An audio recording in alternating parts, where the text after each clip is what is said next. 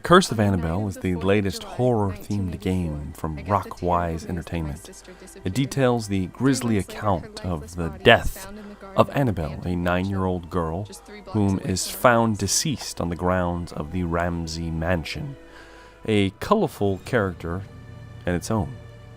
As Emily, Annabelle's older sister, is tortured by nightmares and visions of her sister's death and the mansion itself, this fixation ultimately leads to Nathan, Emily's boyfriend, being led to the mansion in search of his missing girlfriend. What follows is a tale of mystery, exploration, horror, and exorcism that is the Curse of Annabelle. From a narrative perspective, the Curse of Annabelle is a typical first-person horror story with somewhat forgivable, cheesy dialogue, and a ever-present storm amidst a dark and haunted mansion. There are, of course, plenty of jump scares.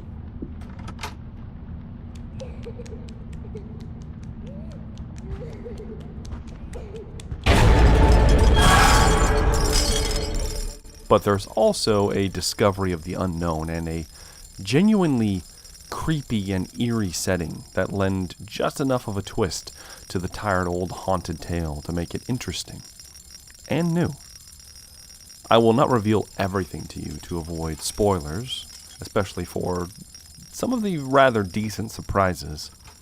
But needless to say, the quick turn of events leads to a discovery of occultic lore, demonic revelations, and life beyond death are both enjoyable and horrifying in their own right. However, from a gameplay perspective, The Curse of Annabelle is a first-person horror game with limited ways to lash out at the threats towards you, with the exception of a very interesting Tome of Solomon that allows you to attempt to push back and through a very interesting ritual incantation banish the creatures that bar your path. Of course, to do so is no simple matter, as there is a very little hand-holding in The Curse of Annabelle. Your resources are the books and the texts that you collect during your foray through the Ramsey maze-like estate. And while you can remind yourself what your current objective is, it's up to you to figure out how to complete it. As well, any rituals that need to be attempted must be done so after collecting the necessary ingredients, all of which must be crafted and used through a separate crafting mechanic. And while this is familiar to many modern horror games, there is a more movie-like quality to the moment-to-moment gameplay and the progression of the story, though it is rather chapter-specific and episodic in nature. But while I loved many qualities of The Curse of Annabelle, I did find a few elements that I did not.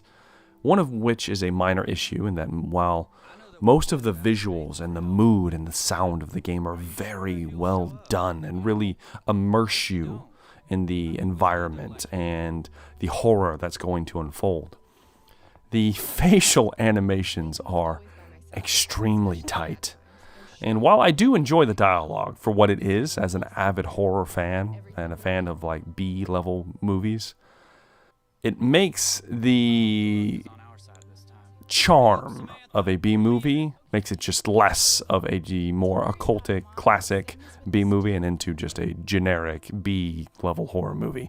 And it really took me out of the narrative.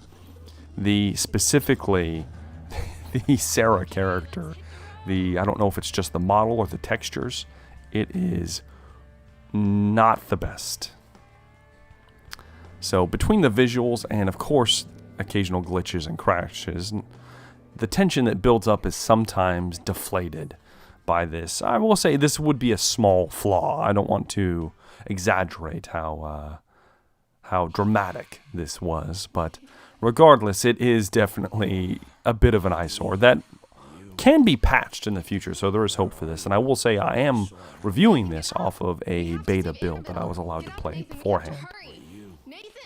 Now, I will admit the only reason why this stands out so much to me is due to the fact that the majority of the game is very high level of polish. And it seems like those animations were just either not in the budget or were just overlooked. I also should admit that I am not exactly a hardcore PC-specific gamer. I've been gaming for a long time, but PC games I am a little more amateurish. Especially when it comes to first-person games. Now, when it comes to other things, that's a different story. But I personally found the control scheme to be problematic. And on the build I was using, you could not remap some of the tasks at hand. I bring this up only because when you begin a ritual to banish your enemies, you are required to participate in a quick-time seance, while you have to dodge incoming attacks from the aforementioned demons.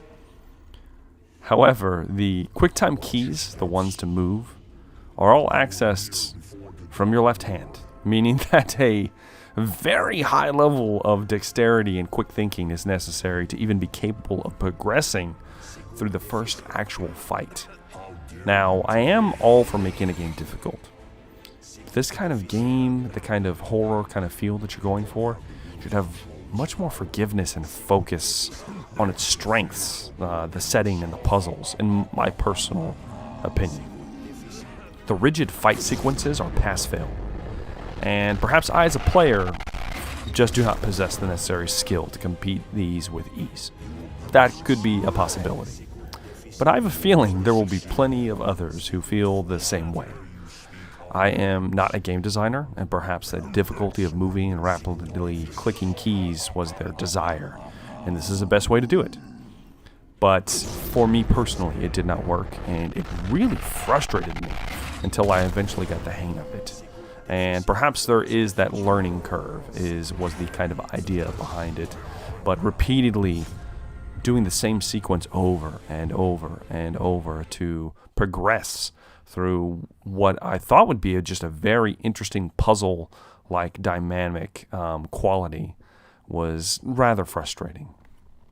In summary, The Curse of Anabelle is a love letter to all those B-occult horror movies that fans like myself enjoy.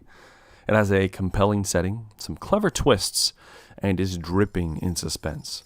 I honestly did enjoy my time walking through the Ramsey mansion, picking out clues and unraveling the history of the house.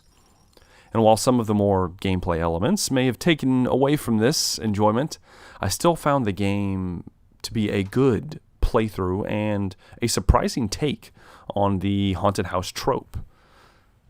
I would rate The Curse of Anabelle as a 7 out of 10. Not bad by any means, but despite what I enjoyed about it, the stiff animations and the sheer difficulty of the QTE sequences really brought it down for me. But that is just my personal opinion, and you should try it yourself and see if you agree or disagree with me. I would like very much to know your own thoughts on the game in the comment section. I would also like to say thank you to Rockwise Entertainment for allowing me to review this on an early build. And for a Kickstarter game, this is an excellent product. It's very high quality compared to most Kickstarter games that I have played personally, at least. Now, if you are a fan of the horror genre and you like puzzles, mystery, and of course the occult, you will certainly enjoy The Curse of Anabelle. I have been Jumbo Thick. Thank you very much for joining me on this review of The Curse of Anabelle. I hope that you do leave a comment, and if you haven't already, make sure to like the video and subscribe to the channel if you have not, to hear more on horror and No, Anabelle, please don't do this. I came to help you.